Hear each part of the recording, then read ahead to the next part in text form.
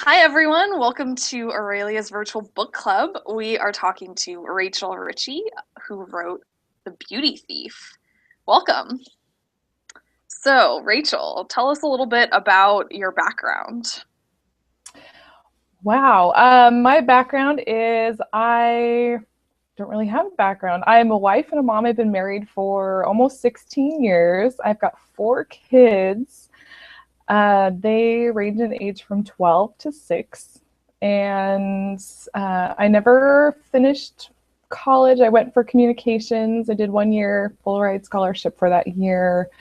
Um, but mostly my life has been focused on being a wife and a mom and all those kinds of things. Writing has always been in the background, probably since 6th grade. Hmm. But yeah, that's basically my background.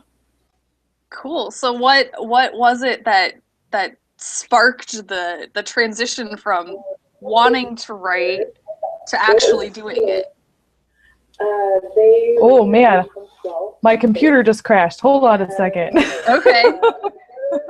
All right. I'm gonna put on some headphones because it's giving me all my what I just said back. Let's see if this will help. All right. Let me see if I can hear you. Okay. Can you? Nope, I can't hear you. Oh wait, there you go. Hold on. There. Better? Awesome. Okay. I'm getting Um, so much feedback. Sorry. it's okay. It happens. I'll Um, I'll have to take these off while I answer. Okay. okay. So there we go. Now I can't hear myself.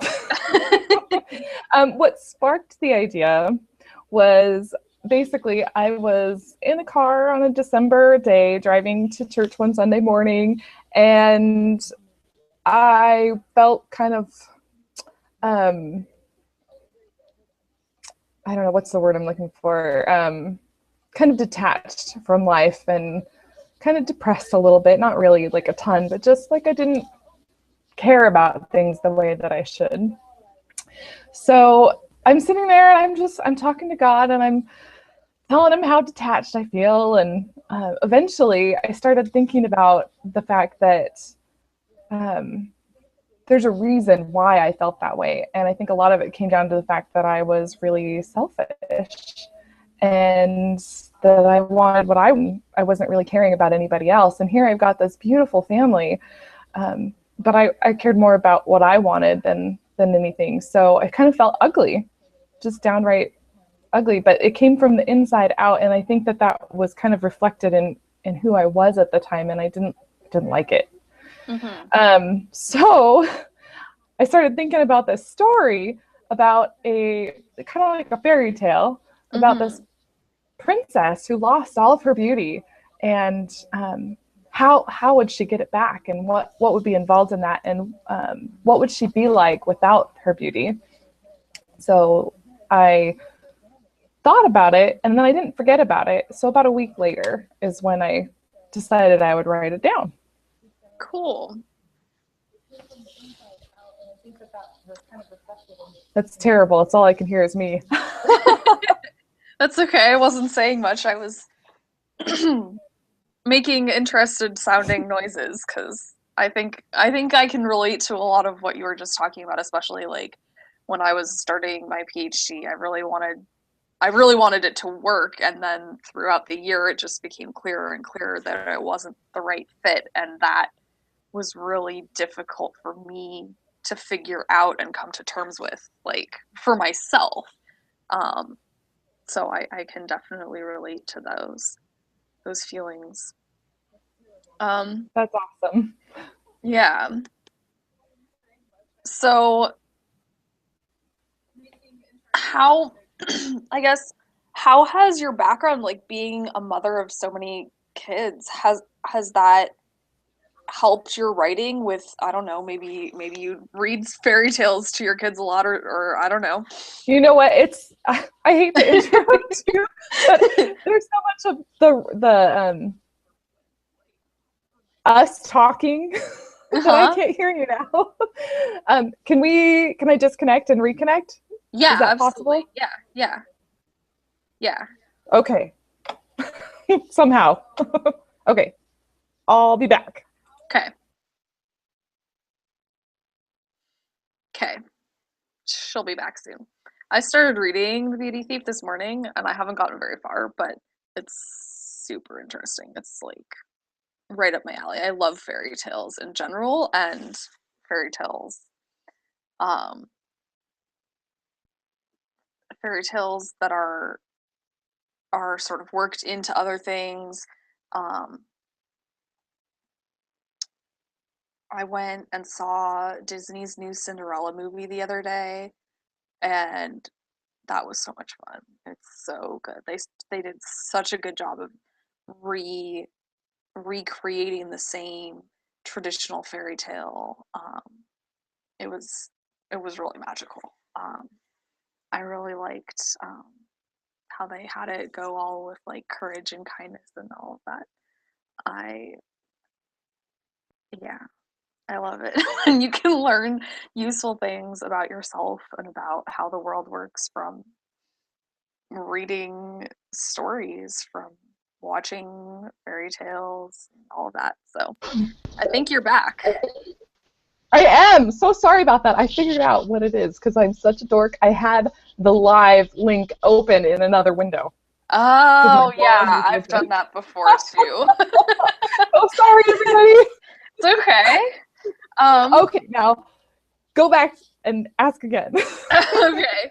I had just asked how being a mother and raising these children has helped with your writing. Like, has it influenced the fairy tale sort of feel with having read lots of fairy tales to your kids, or Yeah, yeah. no, I think that's a great question. Actually, no, my kids are a huge influence in that regard because I love to tell them stories. A lot of times, my oldest daughter, she at nighttime, her favorite thing to do is to sit down and ask a question about when we grew up. Either my husband and I, or we'll sit down with her at night, turn the light out, and tell her a story about when we were a kid.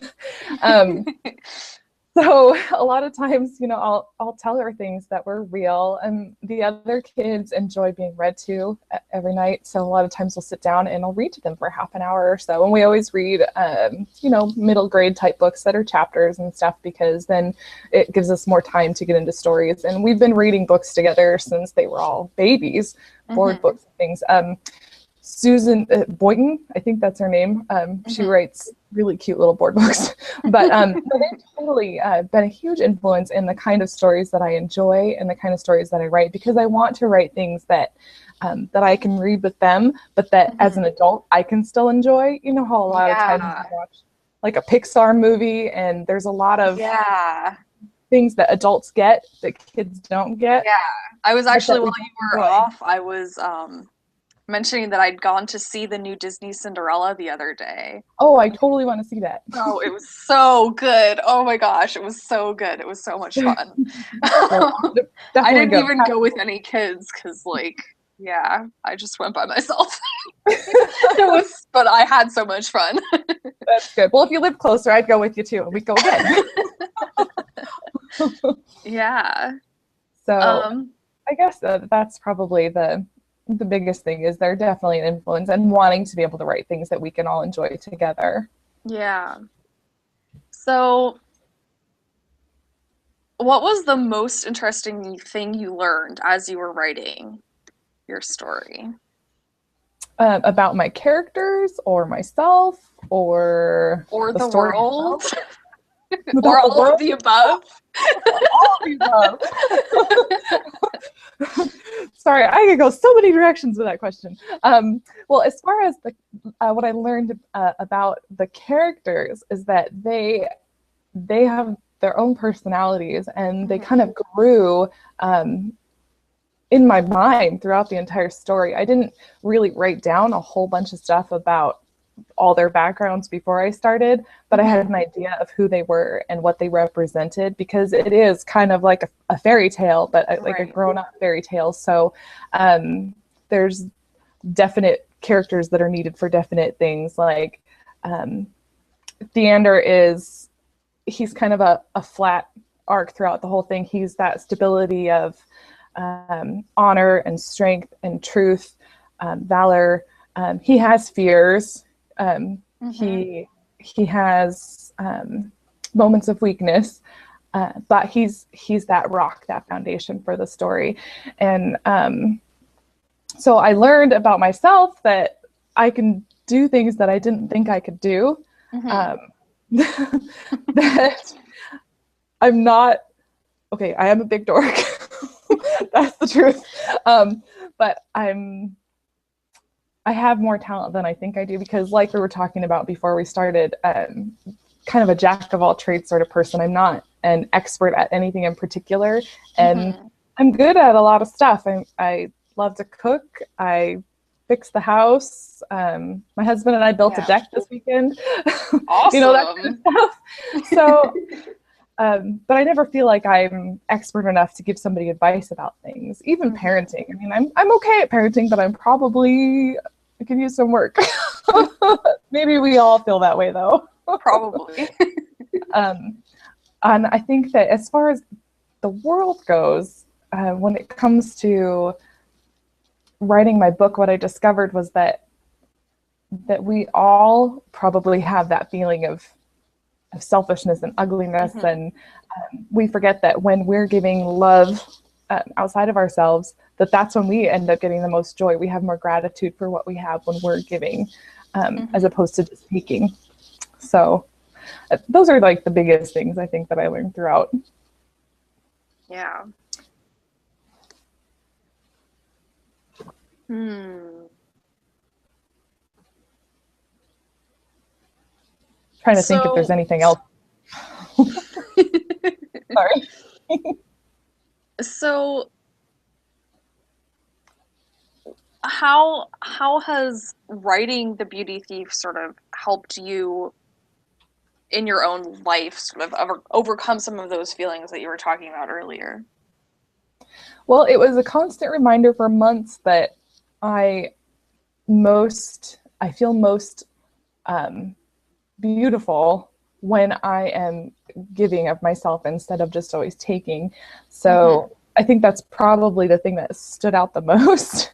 And the thing that continues to remind me is that the love that comes from the inside is what really brings me joy, and brings joy to the people around me, and makes me more grateful for who I am and who other people are. So when I'm not so self-centered and self-focused.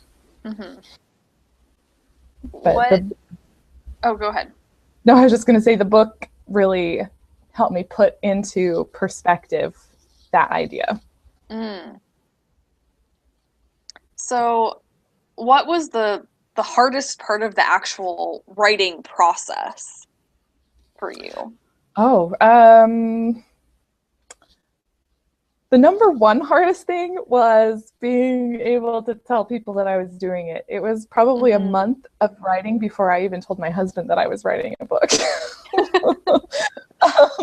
It was really hard for me to come to terms with the fact that I had this story that I really needed to write down, that needed to grow and be something more than just a fairy tale that was this cute little tale, that it needed to reveal what I thought beauty was. Otherwise, the thing that was probably the next hardest thing after admitting that I was writing a book was the actual, well, no, it wasn't even the story structure, because it's just basically your standard arc of a story. You have a beginning, a middle, and an end. There's this conflict that you have to reach, and then so the climax, and then there's the resolution. So it's a simple outline, but I think it was in writing it, I don't know, maybe this one wasn't that hard to write, I guess. I can't think of anything. Sometimes things are easy. Yeah. So it came pretty easy. Maybe it was deciding where things needed to go in the story, because a lot of times there were rabbit trails where I didn't realize where the characters were going to take the story. But it always came back to the same point. It was just kind of these things where, oh, I didn't think about that. And Yeah. I don't want the character to do that. How do I get them to not do that? I'm trying really hard not to give spoilers too. Yeah, for me, when I'm writing, like the thing that happens to me most often is I'm going along writing and I'm like, okay, why would they think that? And then by figuring out what the answer to why they think that, I end up with like 5 prequels that are all big enough to be more books. And I'm like, oh no. There you go. So Well, I much guess more. I got my work cut out for me. Yeah. Hmm. So, what should we be most excited to learn about, to discover as we read the story? Mm, well, there's this one thing that is super subtle, and I don't know if anybody that's read it has actually noticed it. Mm. This might be a spoiler. I don't know. But Caitlin has a cousin named Idra, although a lot of people that have read it have pronounced it Idra, and I'm fine either way. So don't Okay. worry, you can say Idra. It's all right. um, anyway, and she is actually a really integral character to Caitlin's development throughout, Mm. and so don't ignore her and what role she plays, because I think that that's probably the biggest thing to learn, is that love comes from more than just a romantic relationship. Yeah. So I think that's the biggest thing. Okay. Mm,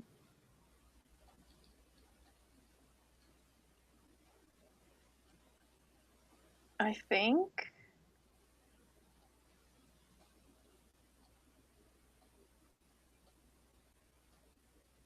think that's everything. Unless I come Very up cool. with anything in the next like 2 seconds. Hurry! I started reading it this morning and I haven't gotten very far because I didn't have time. But I like it's even from the first few pages, it's exactly the sort of book that I love. I Oh, love that's fantastic. I love fairy tales of like all sorts. I don't know. I think there's so much you can learn from them. And I think it's a little bit sad how few people, especially my generation and younger, are actually exposed to the original fairy tales. Like they're growing up with Oh, only Disney and only Pixar, and they're losing, I think, a lot of Mother Goose really. and Brothers Grimm.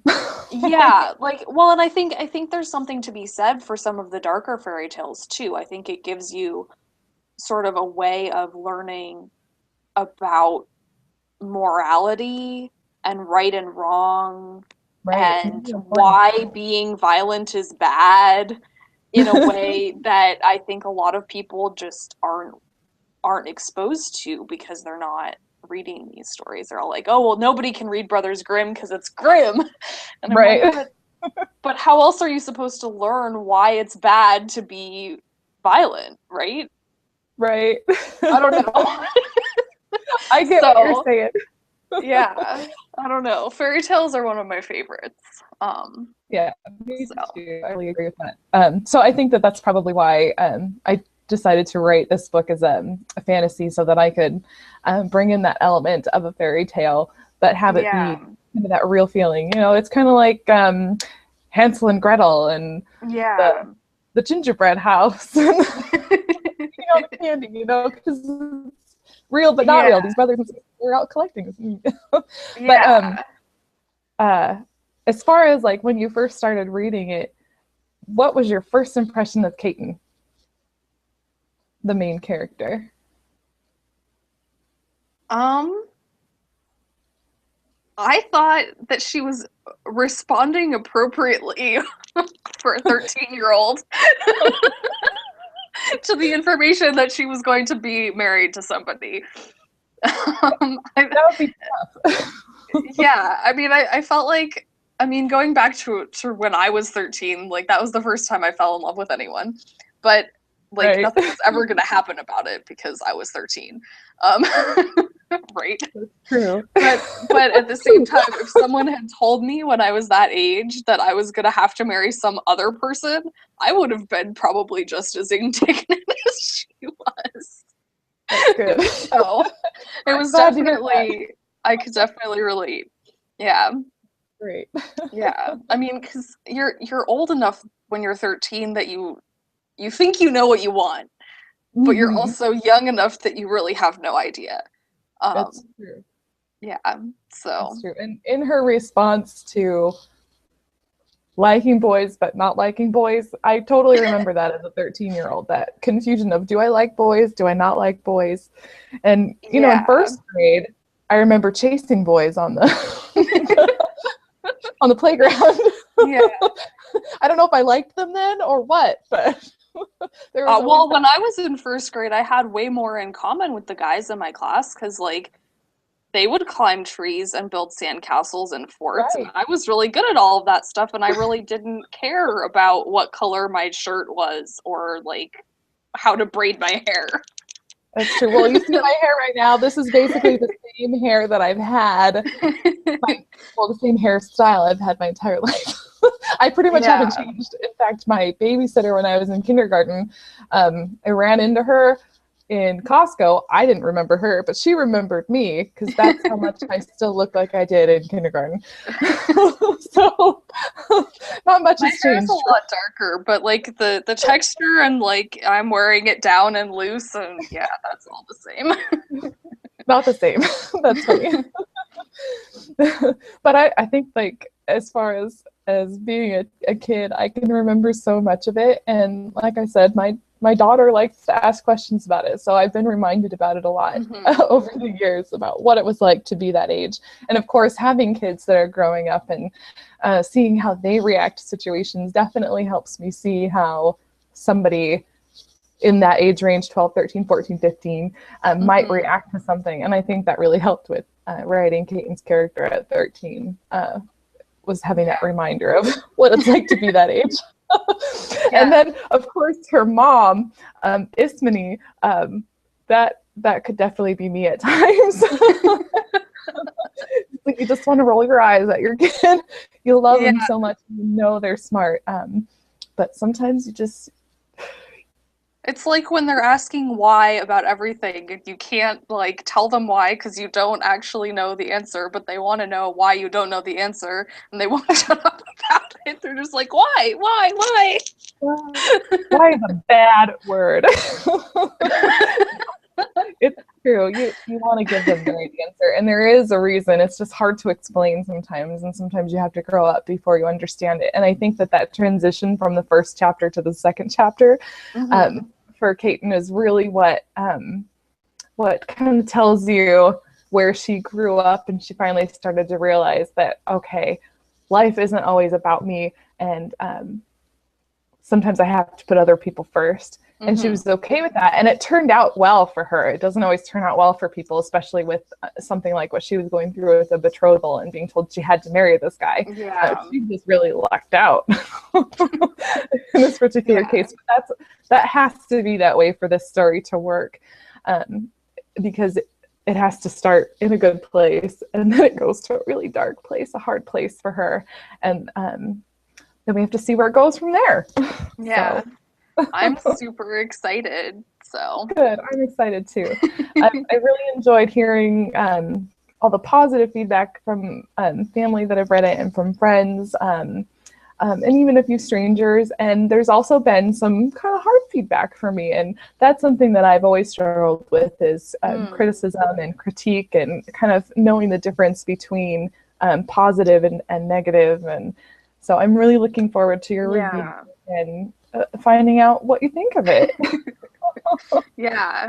It can be, I mean, because so much of it is about, like, personal taste. So, like, if someone reads it and they don't like fairy tales, then no matter how good it is, they're going to tell you something awful, because to them it's not, you know, like a thriller or something. So, like, it's just not going to be what they want to read. True. So that's one of the reasons. There is sword fighting, so there's some action. Yeah, well, good fairy tales usually do have some action. It's Um, true. yeah. There's no dragons this time, though. There might be later. Mm, yeah. One of my books coming soon is has got some dragons in it. They're exciting. Oh, that's They're fun. fantastic. They're like there's this one like group of people, and you know how like a lot of the stereotypes about witches is that they have a cat familiar. Okay, right. Basically, this culture is matriarchal, Okay, and the women have dragon familiars. cool. Well, Yeah. I can't wait to find out more about it. So keep us It's posted. not very fairy tale like. It's a little bit darker. There's like bad stuff that happens. That's That's all right. yeah. I don't think it would even qualify as grim fairy tale grim. I think it's even darker than that. But yeah. Oh, see. So How far are you on writing it? um, I don't remember the exact percentage. I have most of it mapped out. Hmm. I I have the whole like general story arc for the entire series in my head, and I Okay. decided I don't like writing in order. It just is counterintuitive to me. But I decided I needed to actually publish the books in order so that readers wouldn't get confused. That's a good idea. Um, yeah. So so there's like big chunks of probably three of the books finished, but none of them are finished enough to even start editing. But I'm having a cover made for the first one, which I'm super excited about. Um, That's good. yeah, yeah, Very I'm cool. excited. You could be a director because directors like to film stuff out of order. So if you Really? can picture things out of order, there you go. Think about that. Yeah. Well, the Become a problem is director. that like sometimes I don't know the answer to a question. Like there's a different kingdom in the same world, and they like hate the dragon people, and they don't like fidelity in relationships is like not a thing they care about at all. And I was really baffled by this. I was like, what? What do I do with that? Like, how Right. does this make any sense at all? And it took me like 3 weeks of just being confused before I figured it out. Had to write around it for the time being. I mean, cause this culture is not my culture. It's like their Right. culture, and I don't. It's as fun as learning about a foreign country. I mean, It's true. I agree. but it's also kind of as bizarre sometimes. Like sometimes they just don't do things in a way that makes any sense. Um, So you feel out of place and awkward, and they look at you strange. And yeah, then yeah. they Well, and remember, one oh, of, one of right, my you're a characters foreigner. is that person. She's coming from a third culture, and she's like feeling all awkward and out of place and like unfashionable, and then everyone else thinks she's like the exotic beauty and is all interested in her and stuff. That's fantastic. Yeah. So hopefully it'll have a little of that in it. But all right. Well, Awesome. thank thank you everyone for listening. Hopefully you're excited to read The Beauty Thief. I know I am. And I will be letting you guys know when the discussion will be at the end of the month. Thanks.